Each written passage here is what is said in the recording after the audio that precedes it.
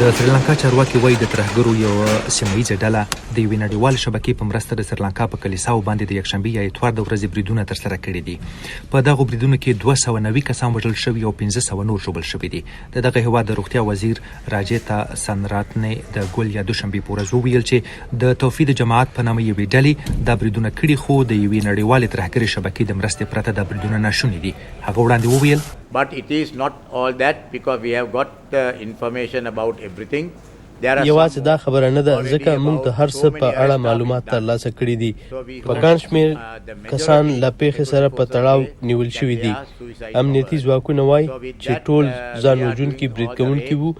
د دوی د روزنې ځایونه هم وپېژندل شو او موږ پرې بریدونه ترسره کړل. هغه زیاته کړه په 3 کلیساو او 3 هوټلونو باندې 9 ترهګرو بریدونه کړي چې ټول برید کوونکي د سریلانکا اوسیدونکي وو. اسوسییټډ پریس راپور ورکړی چې له چاودنو سره په تړاو تر اوسه پورې 24 مشکوک کسان نیول شوي دي.